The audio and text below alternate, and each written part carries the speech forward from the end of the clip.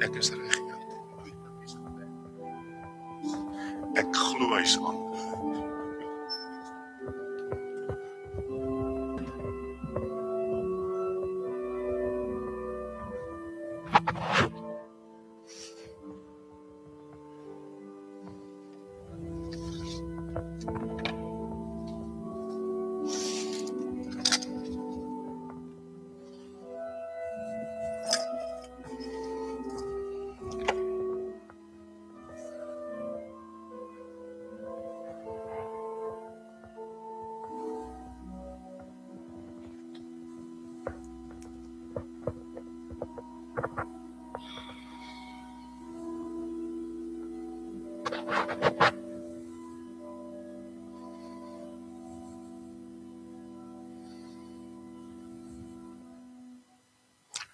Goeiemôre.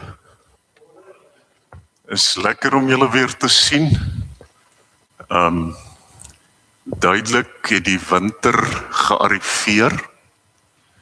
Ek het 2 ysbere op pad gekry wat truie soek. Hier in die laagtes.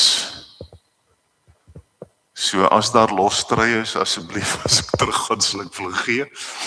Nou, die lekker van die winter is dat mense eintlik van nature nader mekaar sit. Jy sit stywer by jou man of jou vrou in die winter as in die somer. So die winter het 'n definitiewe doel. En dit is om mense by mekaar te bring.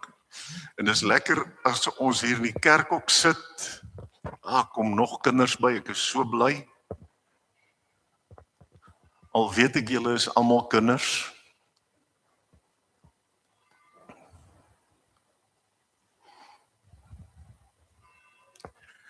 Julle het die afkondigings gekry, dat ek gou sien, wie van die verjaarsdagmaatjies is vanmôre hier?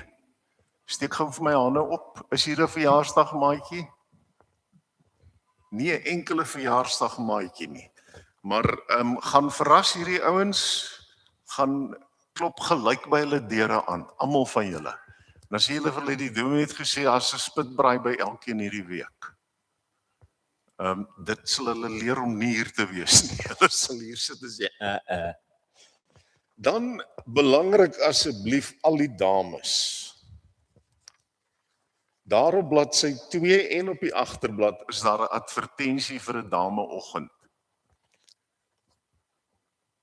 Gaan koop jou kaartjie.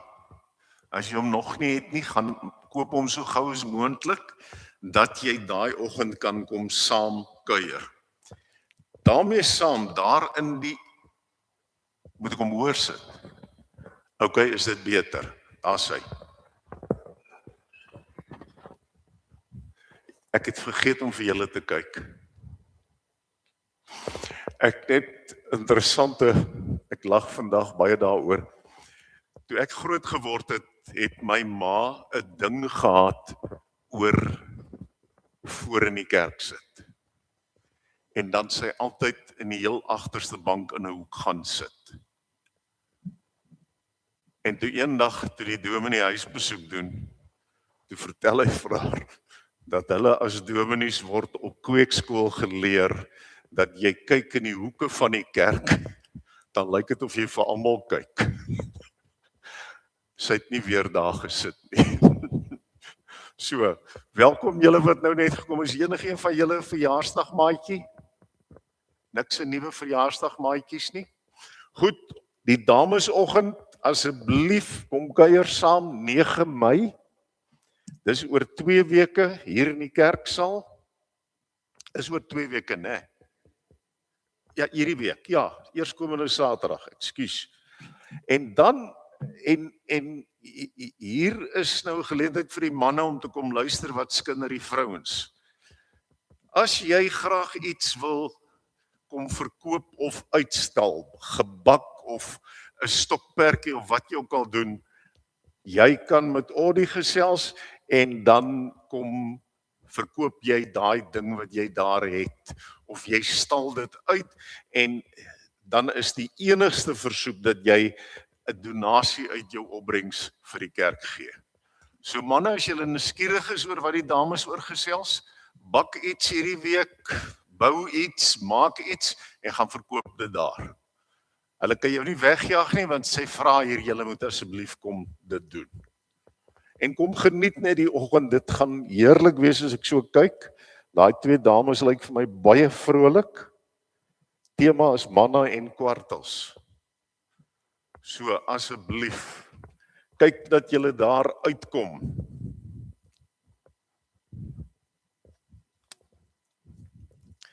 Nou vanmôre wil ek vra dat al die kinders gou hier na my toe kom asseblief.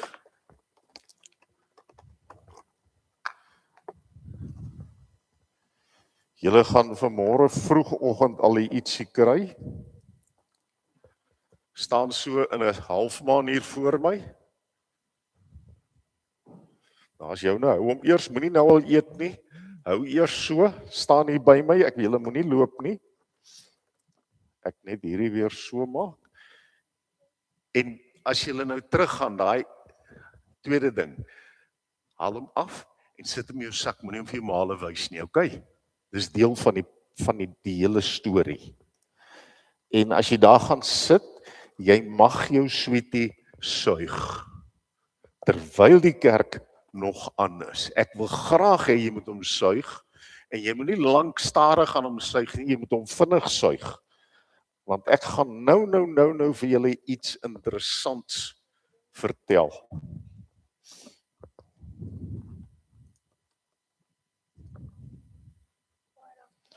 Daar het iets geval, is dit joune? Ga jy hom by die huis eet? Maar jy kan hom maar nou ook eet. Ga jy hom by die huis eet? Okay. Jy al een gekry, daar is hy.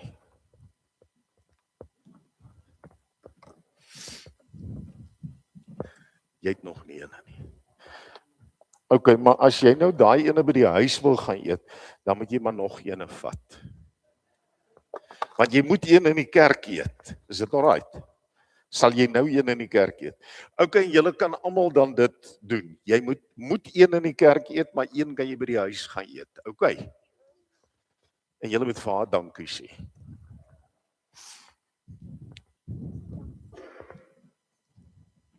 En waar is hierdie een se bykomstigheid? So die vereiste is, jy kry 'n sweetie, maar jy moet hom, die een moet jy nou daar in die bank gaan sit en eet. Jy mag hom nie kou nie, moet hom suig, anders klink jy soos 'n perd. Het jy ook al twee? Okay. Alright, nou moet julle gaan sit, die een moet julle vat, maar daai onderste gedeelte moet julle asseblief wegsteek in julle sakke, né? Ja, ek sien, kom ek help jou gou-gou. Ons sit daai ene daarin, so, en dan daai ene vat jy so, en jy sit hom in daai sakkie. Hierdie een moet jy dan eet as jy nou daar so sit, okay? Want jy het nou een vir die huis ook. Okay, julle kan gaan sit, maar onthou nou wat ek gesê het, julle moet hulle nou opeet, né?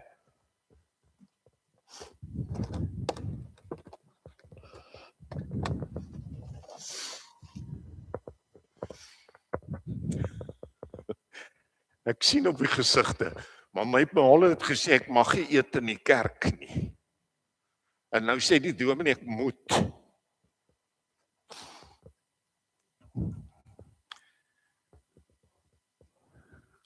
Hulle moet asseblief ma en pa die sweetie eet, want dit het te maak met iets wat ek net nou wil doen, so.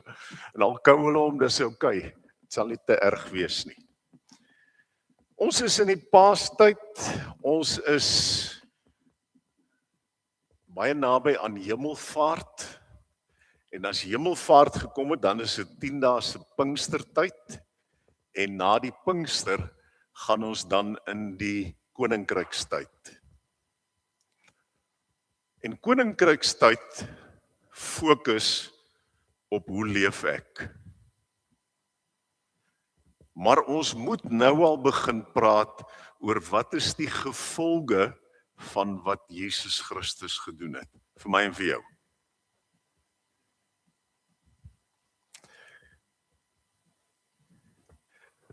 En dis die vraag wat ek vir Oddie gestuur het, is dit vir jou lekker om Christen te wees? Geniet jy dit? Geniet jy dit om te leef soos jy veronderstel is om te leef? Of is dit vir jou stryd? Is dit vir jou sleg? Is dit vir jou moeilik? Onthou dit hier in jou agterkop. Ek begin vanmôre met hierdie woorde uit Psalm 31 vers 2 tot 6. Skrywer sê hier, by U Here skuil ek. Laat my nie vir altyd beskaamd staan nie. Bevry my deur U geregtigheid. Draai U oor na my, red my gou. Wees 'n rotsvesting vir my, 'n bergskuiling tot my redding, want U is my rotsvesting en my bergskuiling. En terwille van U naam moet U my lei en begelei. Hoor jy hoe mooi sobat en smeek hierdie skrywer? Terwille van U naam moet U my lei en begelei. Laat my loskom uit die vangnet wat hulle vir my gespan het. U is immers my toevlug. In U hand gee ek my gees oor. U het my bevry, Here, troue God. En dan is dit wat jy moet raak lees. Die tweede laaste sin is ook die woorde van Christus aan die kruis. Soos ook die woorde, my God, waarom het U my verlaat? Jesus haal aan uit die psalms. En daarom kan ek vir u sê, dis goed om die psalms te lees, want in die psalms beleef jy emosies. En beleef jy emosies wat jy gaan identifiseer. En nie net gaan identifiseer nie, maar jy gaan ook sê, my aarde, dis soos ek ook voel. Onthou, ons het groot geword in die NG Kerk, emosies is nie goed nie. Jy moet ernstig wees as dit oor die kerk gaan. Die Psalm sê iets anders. En daarom lees asseblief die Psalms, bid hulle, want daar ontdek jy, maar dis nie, dit wat ek voel is nie nuut nie. Dis nie 'n simpel gevoel of 'n vreemde gevoel nie, dis hoe ouens al 2000, amper 3000 jaar gelede reeds gevoel het. En dan wil ek vir u vra dat ons almal sal staan en ons sing vanmôre hierdie gebed. Ons Vader wat woon in die hemel, geheilig sy u naam. Kom ons staan en dan sing ons dit vanmôre.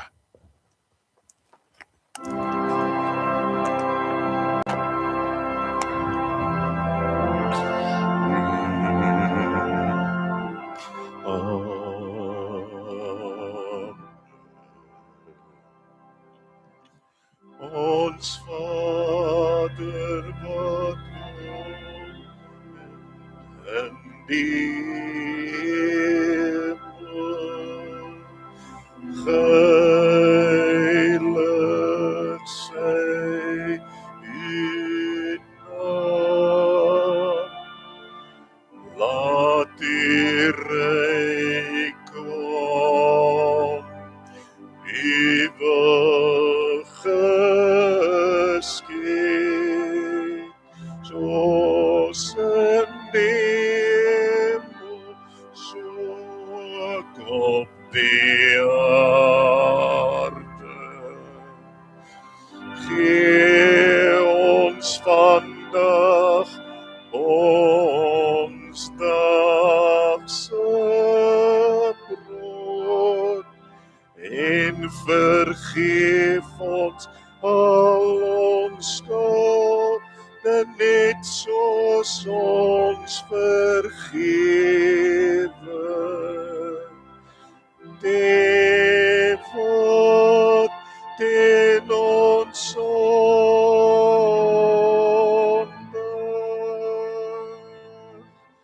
Laat kom ons nie in die versoeking, maar verlos ons van die boos.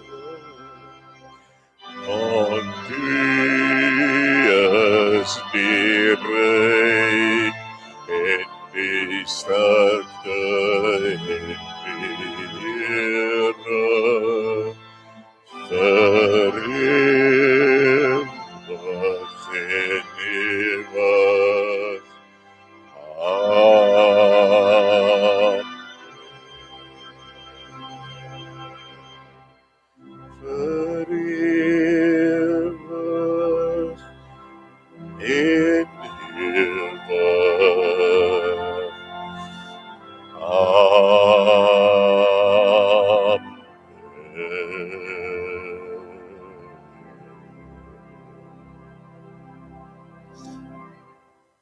Dan bring God ons hier by mekaar en as ons hierdie gebed opreg uit jou hart gebid het, dan kan ons ook hierdie wonderlike lied sing. Die Heer het opgestaan, die Heer het waarlik opgestaan. Dis die jubellied vir Paasmôre en vir elke Sondagoggend, want elke Sondag herdenk ons die opstanding van Jesus Christus. Kom ons sing lekker saam.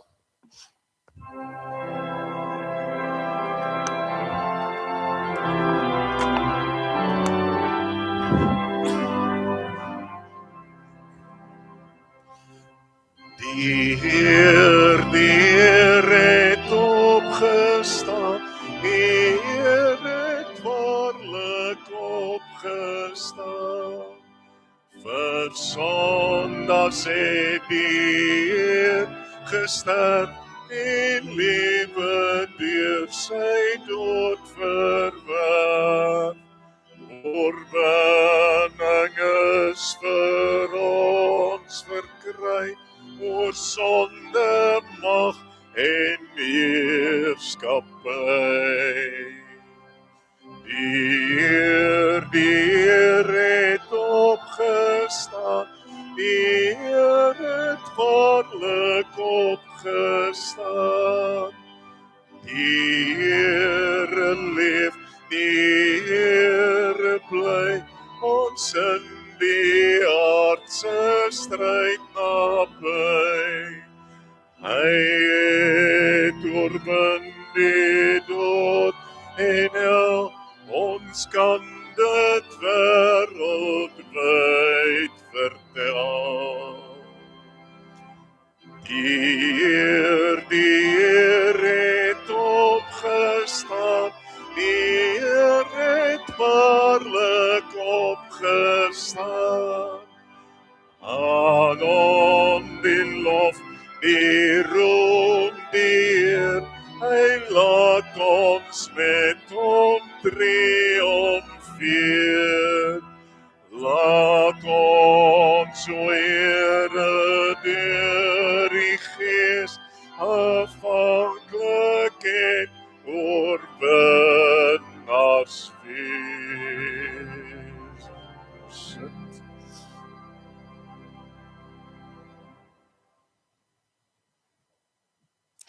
En dan kan ek vir u op hierdie manier groet as deel van die Paasoproep. Jesus Christus het uit die dood opgestaan. God bewaar julle veilig vir die saligheid wat gereed is om aan die einde van die tyd geopenbaar te word.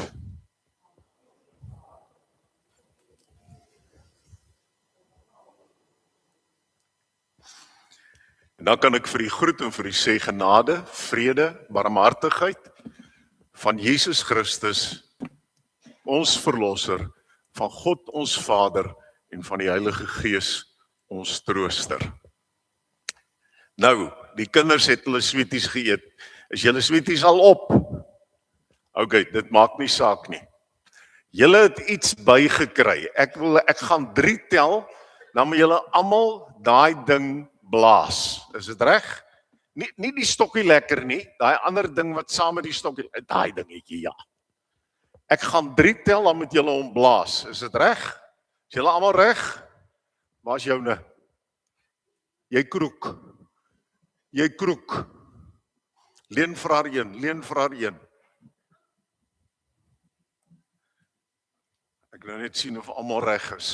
Lyk so. 1, 2, 3.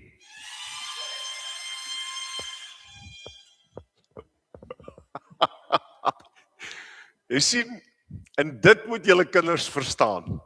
As jy van Jesus hoor en Jesus is in jou hart, dan moet jy daar buite geraas maak. Jy kan nie rondloop sê, maar jy sê, ek is 'n Christen, maar moenie dit hard sê nie. Jy moet blaas weer, laat ek hoor. Almal.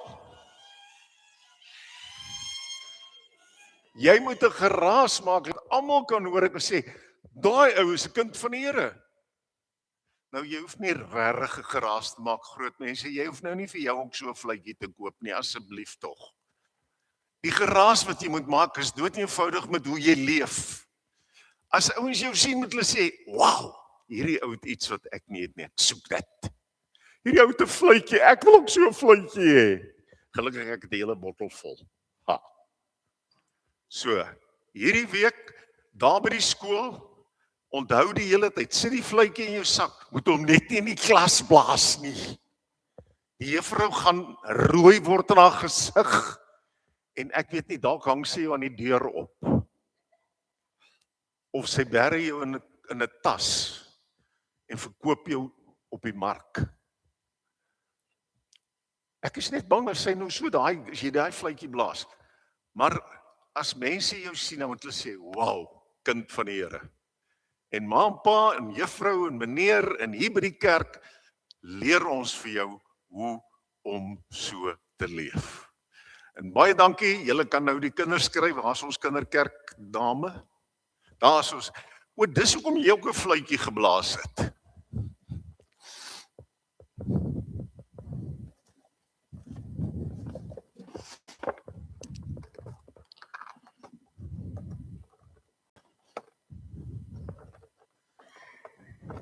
Nee, julle twee dames moet asseblief hier verbykom. Of net toe maar staan vas, ek kom maar by julle verby. Ek wil hom net vir julle ook 'n persentjie gee. Ek kan hulle saam met die kinders fluit.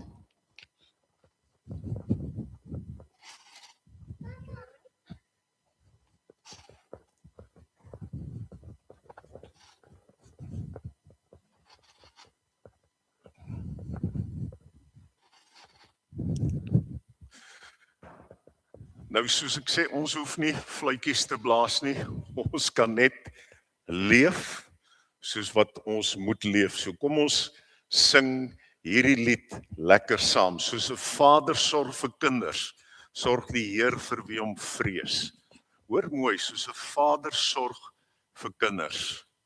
Dis een van die hartseer goed wat ek beleef in my werk met die kinderhuis daar in Bloemfontein, is dat die meeste versorgers by 'n kinderhuis is dames. En jou probleem is, hierdie kinders het geen manlike rolmodel waarmee hulle kan identifiseer nie. En dit wil ek vir julle manne uitdaag. Miskien sou dit 'n goeie manne-aksie wees. Gaan eens sê, gee vir my 4 of 5 seuns of kinders, dat ek hulle bietjie kan touwys maak oor hoe leef 'n man. Wat doen 'n man in die lewe? Wat maak hom anderster? Hoekom het die Here, hoor julle, hoekom het die Here 'n man en 'n vrou gemaak? Dood eenvoudig, want daar's verskillende rolle. En die kinderhuiskinders het dit die meeste nodig. Nou sê die gryskop ouens my, ja maar ek is nou al bietjie oud. Dis alright. Die kinders in Bloemfontein by Gardenia sentrum noem my oupa. En dis okay. Want at least het hulle 'n manspersoon met wie hulle kan identifiseer. Ek is doelbewus as ek daar is, laat ek die meisies voor my loop by 'n deur. Doelbewus dat hulle dit kan beleef, maar terselfdertyd ook dat die seentjies dit kan sien. So manne, dis my uitdaging aan julle vanmôre. Raak betrokke by hierdie kinderhuis, hulle het dit so nodig. Gaan leer julle vir hulle wat dit beteken om man te wees. En die dogtertjies moet dit ook leer, want hulle het ook 'n dag wat hulle uitgaan daar en met hierdie groot wêreld te doen kry. En as hulle dan nie verstaan van man en vrou nie, val hulle vreeslik maklik in aaklige gate. Kom ons sing. Ons sit net so en dan sing ons hierdie lied.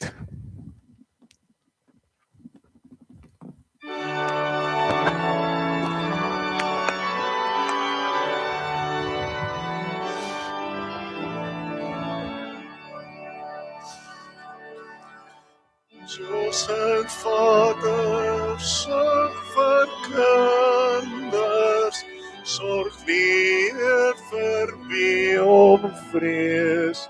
Hy vergewe oortredings en berei vreugdefees.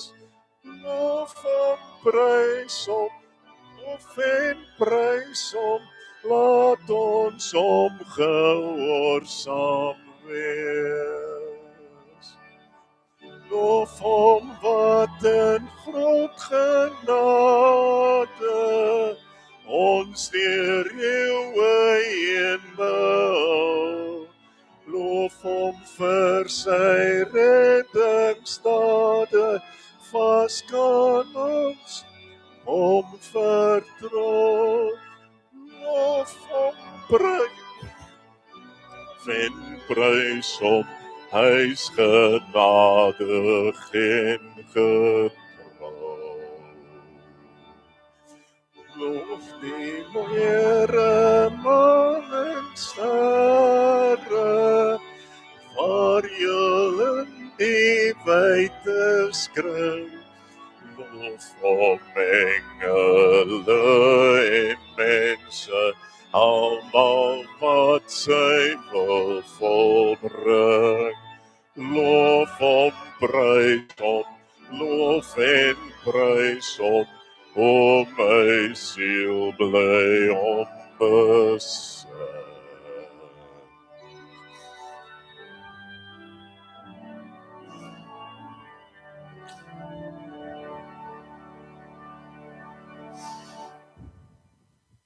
Die erediens is 'n tweegesprek. En dis nie 'n gesprek tussen my en u nie. Ek is gewoon net 'n boodskapper. Ek bring die boodskap van Jesus Christus en u reageer. Elke keer wat ons sing, is dit ons as gemeente se reaksie op wat ons beleef uit die woord. En daarom 'n ou is net so heelhartig in die sing as in die res van die erediens. En manne en dames, julle wat oortuig is daarvan dat julle sangmelk kan suur maak, dis oukei in die kerk, want die Here het nie 'n saak met wie jy klink nie, hy hoor wat hier binne aangaan. So sing uit jou hart uit, sê vir hom hier uit jou hart uit, wat jy vir hom wil sê in die woorde van die liedere. En so loop jou hele erediens met die gesprek, die boodskapper wat sê, so sê die Here, die gemeente wat antwoord, so sê die Here, gemeente antwoord. So loop die hele diens. En een van die elemente wat verskriklik belangrik is, maar wat mens op verskillende maniere kan doen, is juis om voor God te kom staan en sê, Here, ek sukkel maar om Christen te wees. En ek het hierdie afgelope week 'n klomp goed gedoen, wat die Bybel nie heeltemal regverdig nie. En as jy die Bybel begin uitmekaar uithaal, dan kom jy agter, daar's baie goed waarin ons oortree. Ja, sê jy, maar weet jy, ek het niemand gevloek nie, ek het vir niemand 'n lelike teken gewys nie, ek het nie geskinder nie, ek het nie gesteel nie, ek en my vrou, ek en my man is gelukkig saam, ek het nie 'n maatjie geklap of geskop nie. Maar dan is die vraag altyd, in terme van wat jy gedoen het, hoe jou gedagtes gelyk? Want dis waar ons as Christene dikwels die meeste oortree. Dis wat hier binne aangaan. En dat hier binne in party daar gevoelens is van moord. Ek spot baie keer daarmee en dan moet ek later tot my skaamte erken, maar dis nie net spot nie. Ek sou graag vir Julius Malema 'n week lank in my garage wou trakteer. Ek wil hom net bietjie leer hoe werk elektriese gereedskap. En weet jy, dis tong in die kies en dis humoristies, maar eintlik hoor dit nie by my nie. Eintlik moet ek vir die ou bid. En dis die stryd waarmee ons sit as mense. Ons sukkel om altyd te kom by wat vra die Here van ons. Wat wil hy hê moet ek doen? Nie wat is goed of wat lyk indrukwekkend of wat maak indruk op mense nie. Wat is dit wat die Here van my en jou wil hê? En dis wanneer ons dan op ons knieë gaan en voor die Here gaan staan en dan kom ons met 'n skuldbelydenis en dan die wonderlike ding dat daar's altyd ook genade. En ek wil hê jy moet saam met my die volgende doen. Ek gaan voor en u antwoord. Here, ons moet bely dat ons dikwels ons lewe met nuttelose en dooie dinge vul.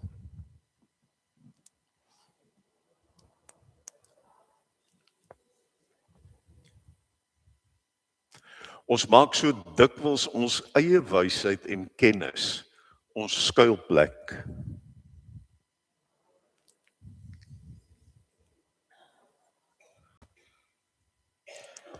Maar u Here sê van ons, kyk ek lê 'n fondamentklip in Sion, 'n uitgesoekte klip, 'n kosbare hoeksteen as fondament. Die een wat vertrou hoef nie haastig weg te gaan nie.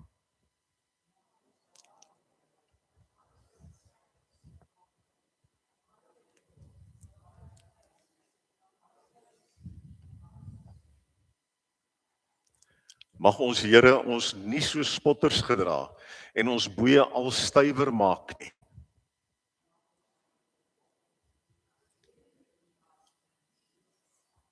Mag ons lewe vir u aanneemlik wees.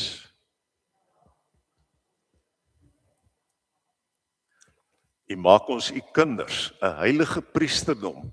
U roep ons vanuit die duisternis na u wonderlike lig.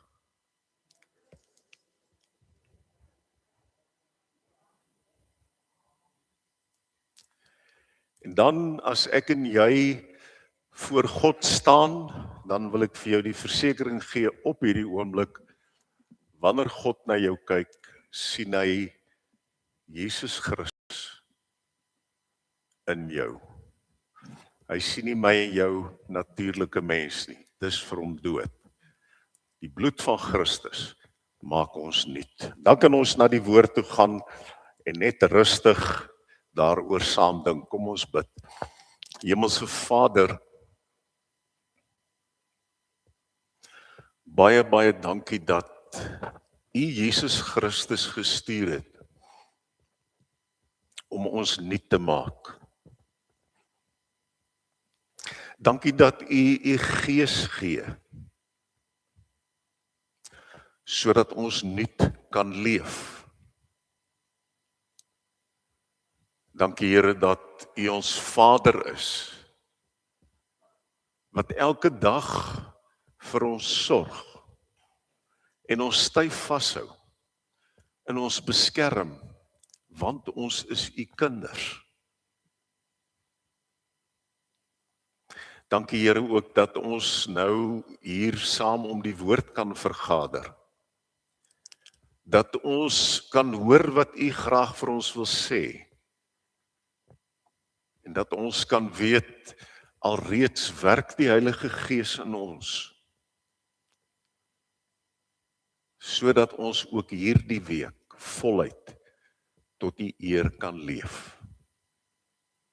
Praat asseblief met ons, met elkeen van ons, deur u Heilige Gees. Amen. Ons lees vanmôre uit 1 Petrus hoofstuk 2, ons gaan so 1 of 2 verse uit Johannes 14 ook lees. Nou die eerste ding wat jy moet verstaan van die brief van Petrus, hy het 2 briewe geskryf, en die tweede brief gaan spesifiek oor die wederkoms van Christus. Hy probeer vir die mense bemoedig op 'n manier om te verstaan hoe dit gaan lyk, wat gaan gebeur, geen datum nie. Dis mos nou maar die ding van ons mense, ons soek so graag 'n datum.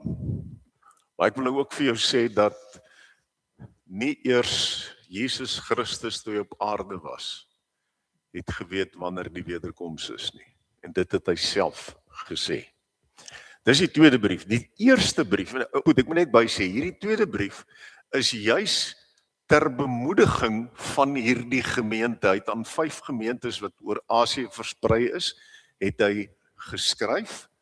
En die rede hoekom hy uiteindelik skryf, en in die eerste brief kry hy dit baie duidelik, die ouens is op die gruisaamste wyse vervolg in daardie tyd. Dis die tyd van 'n ou met die naam van Nero. En Nero het dit geniet om Christene op kreatiewe maniere dood te maak. Hy het byvoorbeeld op 'n stadium Christene aan 'n kruis vasgemaak, hulle met pik gesmeer en aan die brand gesteek langs die strate van Rome, om dan straatligte te wees, lank voor ons hom gekry het. Trouwens, ek het in Kimberley gebly, hulle was die eerstes in Suid-Afrika, dink in die wêreld wat straatligte gehad het. En dit het Nero gedoen met die Christene. Hulle is in die arenas gegooi om deur beere en leeu's en al wat 'n ding is te verslind te word. Hulle is deur swaardvegters doodgemaak. Hulle is as teikens gebruik. Dit was 'n gruwelooslike tyd vir jou as jy sê ek is 'n Christen. En dis vir hierdie mense wat Petrus dan hierdie brief skryf. En dan is dit vreeslik interessant as jy hierdie skrikwekkende prentjie aan die een kant in jou kop het van hierdie wreedheid teenoor Christene. Met ander woorde, jy kon nie waag om te sê jy's 'n Christen nie. Dan was jy dalk volgende op die lys of vir die arena of vir 'n kruis of vir watter manier ook al van doodmaak. En wanneer Petrus dan skryf, dan is dit eintlik, ou sit so half met die gedagte, hoe skryf hy die goed vir die mense? En hoor nou net wat skryf hy, en dit moet jy die hele tyd onthou in sy hele brief. Hoor wat sê hy? Lê daarom alles wat sleg is, en alle bedrog, en geveinsheid, en jaloesie, en alle geskinder, lê dit af, en smag soos pasgebore babietjies na die suiwer geestelike melk. Hoorie wat sê hy vir hulle? Hy sê vir te midde van hierdie verskriklike vervolging, dis soos julle moet leef. Weet die broers en susters, as ek hierdie lees, dan voel ek half skaam. Ek sukkel daarmee in 'n wêreld wat glad nie Christene vervolg nie. Ek is in 'n wêreld, ek en jy, waar ons kan aanbid waar, wanneer en hoe ons wil. Daar's geen voorskrifte vir wat ek vanmôre preek nie. Daar's geen voorskrifte vir wat ons sing nie. Ons is vry om die Here te aanbid. En ons sukkel met hierdie goed. Nou wonder ek altyd as hy hierdie goed vir hierdie mense skryf, lê daarom alles wat sleg is en alle bedrog en geveinsheid en jaloesie en alle geskinder af. Hoe het hierdie ouens dan geleef tussen alles hierdie deur om uiteindelik by hierdie punt te kom? Want dis wat in die gemeente gebeur het. En nou moet 'n ou dit ook verstaan, dat waar daar ernstige vervolging van mense is daar dikwels mense wat ingee onder die druk en dan sy eie familie, eie vriende, eie geliefdes verkoop vir geld, vir immuniteit. Ons het dit gesien in Hitler se Duitsland, waar Jode self meelopers geword. Ag, ons het dit gesien in die Boereoorlog, einde van die 1800s. Jy het al almal gehoor van die joiners. Mense wat teen hulle eie families, eie mense, die ander kant gekies het. So ons staan nie onskuldig oor die goed nie. Ons moet mooi oplet wat sê hy vir hulle. Maak nie saak hoe erg dit gaan in jou gemeente nie, dis wat ek en jy moet doen. Kom ek sê dit anderster ook. Dit maak nie saak hoe erg dit in jou gemeenskap gaan nie. Dis wat ek en jy moet doen. En hierdie is vir my so mooi, smag soos pasgebore babatjies na die suiwer geestelike melk. Het jy al gesien as 'n babatjie regtig dors is? Ou boetie, hy soek daai ding met 'n passie. Hy's net so groot, maar hy veg. En nou sê Petrus, dis soos ek en jy moet wees. Ons moet smag na hierdie geestelike melk. Ons moet veg daarvoor. Ons moet daarby uitkom ten alle koste, sonder om daai eerste klomp goed toe te laat in ons lewe. En dan sê hy, sodat julle daardeur kan groei met die oog op julle verlossing. Nou dat julle die goedheid van die Here gesmaak het. Hoe het hulle die goedheid van die Here gesmaak? Dood eenvoudig deur hulle verlossing. Die verlossing wat u bloot deur dat u hier sit in die kerk vanmôre sê, ek het ook daardie goedheid beleef. Ek het dit ook geproe. Dis wat jy sê as jy hier sit. En omdat ons dit geproe het, sê hy moet al hierdie ander goed gebeur. Moet ek en jy tot eer van die Here leef soos hy wil hê ons moet leef. En natuurlik om te kan groei. Jy wil tog nie jou hele lewe so geestelike plantjie bly nie. Want so 'n klein geestelike plantjie veg net vir oorlewing. Soos wat hy groter word, begin jy soek na die sin van dinge. Hy gaan verder, hy sê, kom na hom toe die lewende klip wat wel deur mense afgekeer is, maar voor God uitverkore en vir hom kosbaar. En laat julle as lewende klippe opbou tot 'n geestelike huis, 'n heilige priesterdom, om geestelike offers te bring wat deur Jesus Christus vir God aanneemlik is. Met ander woorde, hy sê eintlik hierso, weet jy moet deel wees van 'n gebou. Nie hierdie gebou nie. Dis 'n geestelike gebou. Jy moet een van die stene wees daar. Jy moet een van die wees wat hierdie gebou staande hou. Nou, dink gou nou net so bietjie oor 'n gebou. As hy sê jy moet 'n steen wees, kom ons sê almal van ons is nou stene. As ons verspreiding vanmôre in die kerk regtig 'n muur was dit 'n murasie. Gewoon op grond van hoe ver ons uitmekaar sit. So as Christus sê, hier's 'n klip wat in 'n muur ingebou is, dan beteken dit, ons as gelowiges moet baie nader aan mekaar leef. Ons moet uitreik na mekaar, ons moet hande vat. Ons moet 'n gebou wees wat stewig staan. En as 'n gemeente verspreid is en nie by hierdie punt kom nie, dan bly dit 'n murasie. Word nie 'n muur in God se gebou nie. Dis wat Petrus sê vir hierdie klomp ouens wat so swaar kry. Hulle moet nader aan mekaar leef. En dan eers sal hulle geestelike offers bring wat deur Jesus Christus vir God aanneemlik is. Met ander woorde sê Petrus, hoe nader ons aan mekaar kom as kinders van die Here, hoe meer en hoe makliker raak dit om hierdie geestelike offers te bring. Daar's 'n ander implikasie, hy sê eintlik, ons het mekaar verskriklik nodig.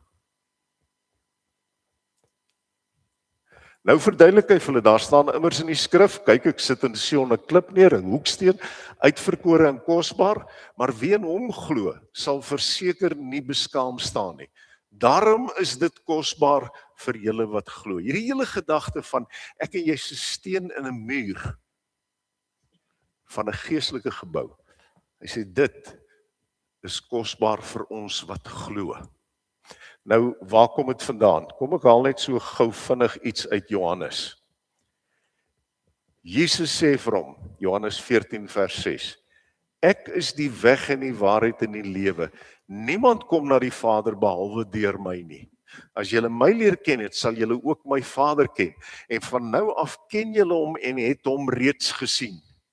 Wanneer jy Christus ontmoet, leer jy ook die Vader ken. Onthou, Christus sê dit baie keer op aarde, ek en die Vader is een.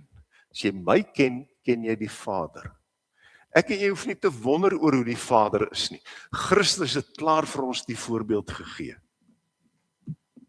En met hierdie woorde bevestig Christus self, wat is die pad wat ek en jy moet loop? Christus is die weg en die waarheid en die lewe, as nie 'n ander pad nie. Daar's nie hierdie 3 dinge en nog iets nie.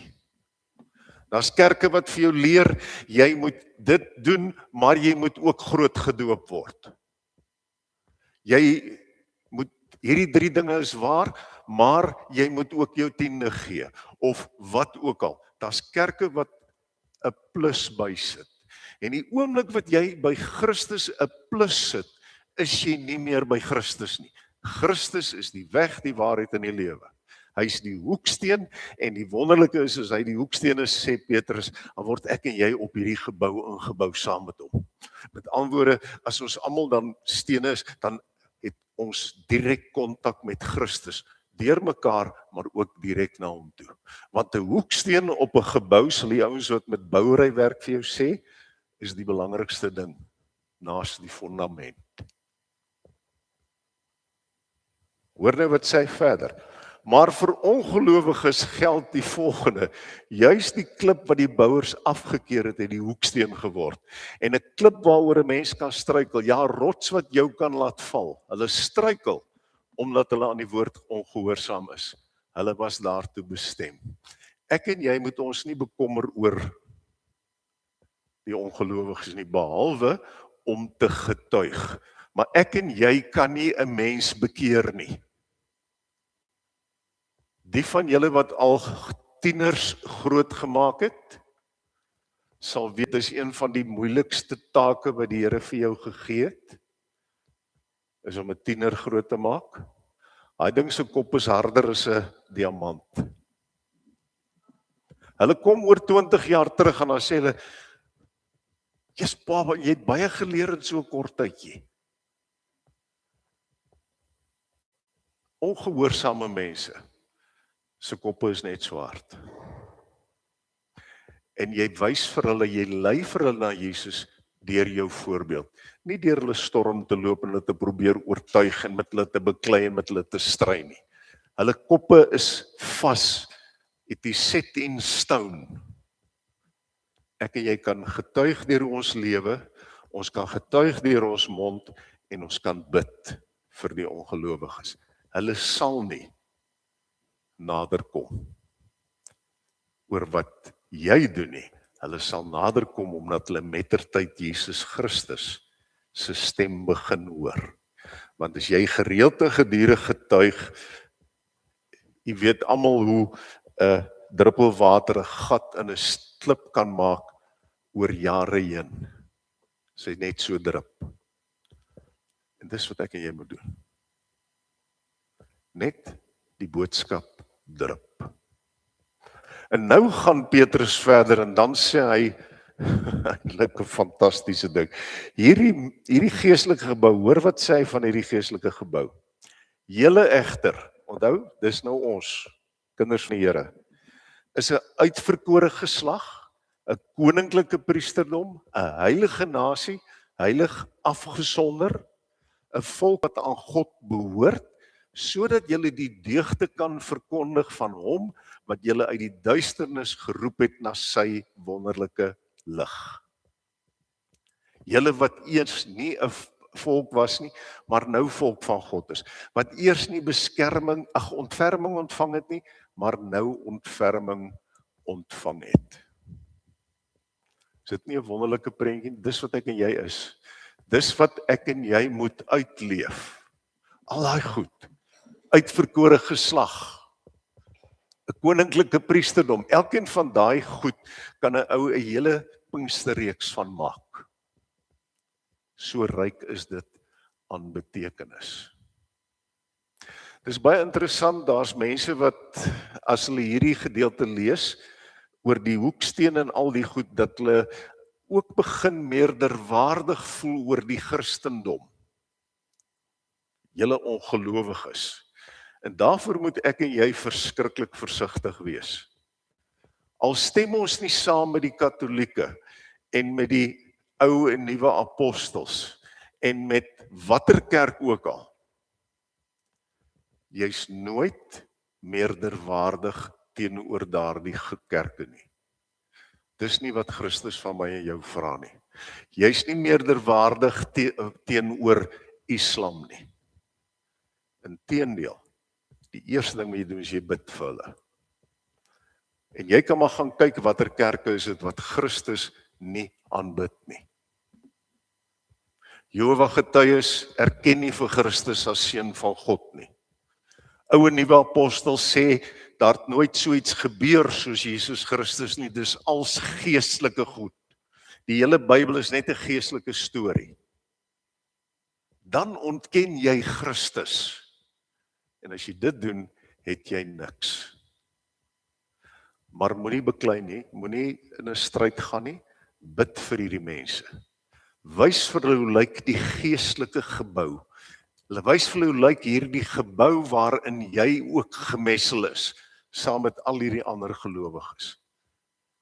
Daar's 'n belangrike ding wat ek asseblief vir jou wil sê. Die Bybel sê nêrens jy hoef van almal te hou nie. En dis 'n foutjie wat ons baie dikwels maak.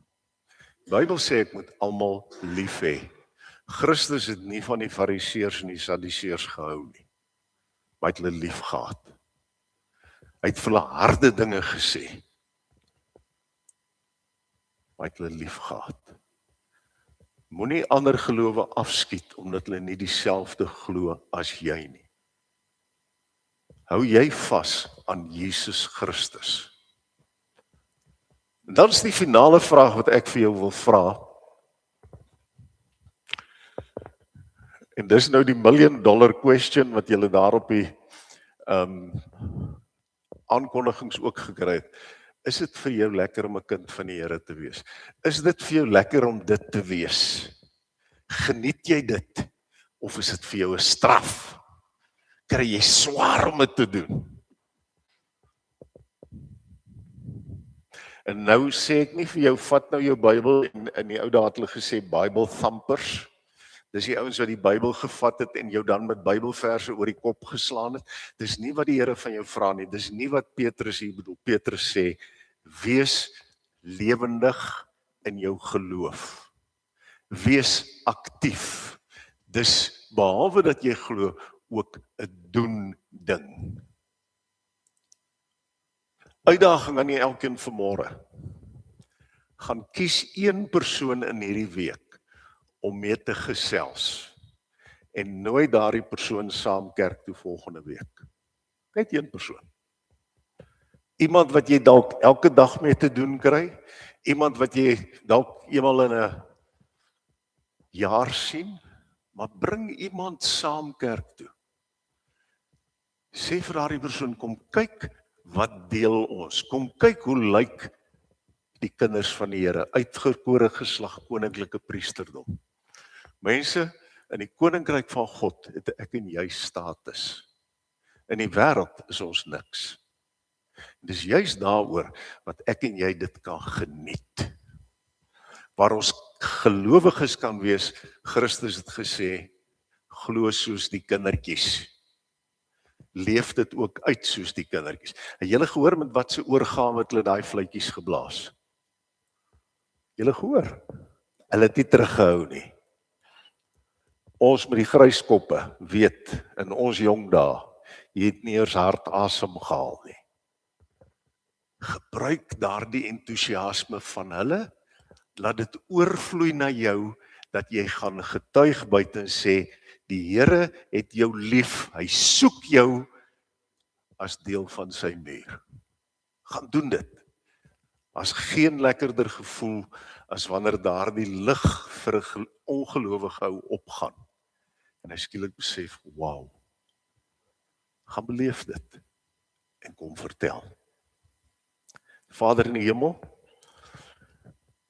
met al die dinge waarmee ons elke dag worstel en wat ons so maklik moedeloos maak, kom ons spesiaal om U te vra, Here, gebruik ons hierdie week wat voor lê, om ons geloof lewenslustig te kan oordra. Om ons geloof te kan uitleef, ongeag die teestand, die moeite, die probleme waarmee ons te doen het. Here, help ons om uit te reik na hulle wat U so ontsaglik nodig het. Maak nie saak wie dit is nie. Help ons om dit te doen. Help ons om te wees wat U deur Petrus ook vir ons gestuur het. Vader, ons gaan 'n nuwe week in en ons kan maar net vra, lei vir ons elke dag, oral, in alle situasies. En bo alles, Here, gee dat ons dit sal geniet om 'n koninklike priesterdom te wees, om 'n uitverkore nasie te wees, om al hierdie dinge te wees wat Petrus skryf. Gee dat ons dit sal geniet, elke oomblik, oral. Amen. Kom ons dien die Here met ons offergawe.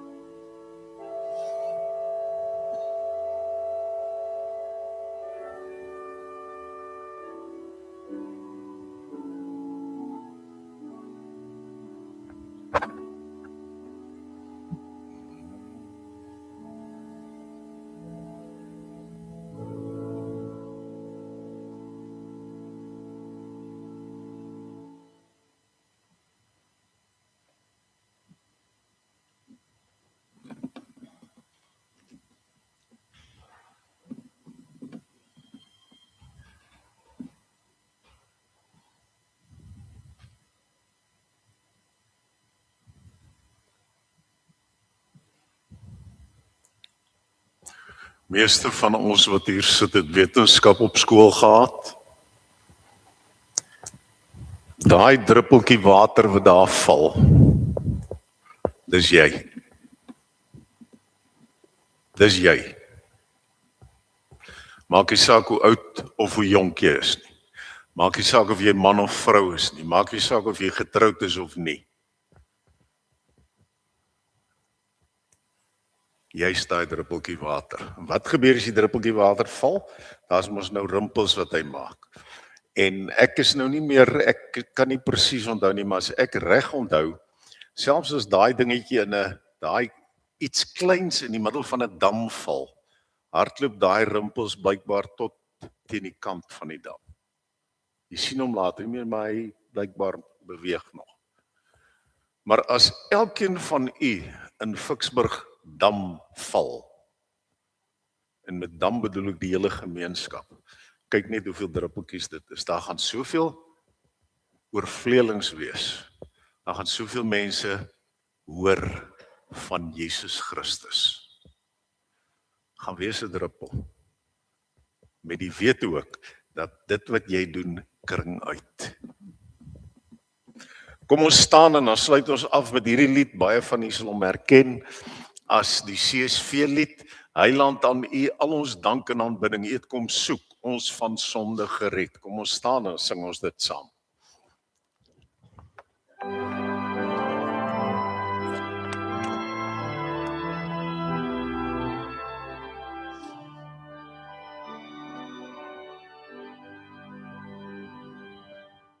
Heiland, aan u al ons dank en aanbidding. U het kom soek, ons van sonde gered. Deur u verdienste kom ons na die Vader, oor hy sy kinders se net en gebed. Here aan God, die Heer van alle Here, woon ook in ons deur sy woord en sy gees. Gee ons die liefde, geloof en vertroue, om u gehoorsame kinders te wees. Wek in ons liefde, o Heer, vir u waarheid, waarheid gee insig, verstaan en maak vry. U is die waarheid, die weg en die lewe. U woon in ons en laat ons in u bly. Here aan God, die Heer van alle Here, woon ook in ons deur sy woord en sy gees. Gee ons die liefde, geloof en vertroue, om u gehoorsame kinders te wees. Maak ons, o Heer, die getroue getuies, dat ons met vreugde dit oor vertel. Christus oorwinnaar, oor dood en oor chaos. Hy ken ons nood, hy kom red en herstel. Here aan God, die Heer van alle Here, woon ook in ons deur sy woord en sy gees. Gee ons die liefde, geloof en vertroue, om u gehoorsame kinders te wees.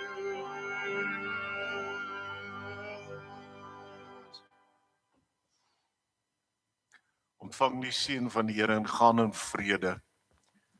Genade en vrede van God die getroue, Jesus Christus die verhoogde en die Heilige Gees wat ons aan Christus verbind.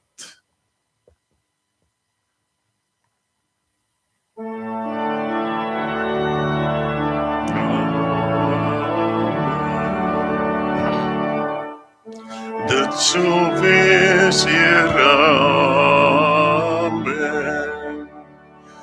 Laat dit so wees, Here, amen. Heer, laat ons leef soos U leer, Heer, amen.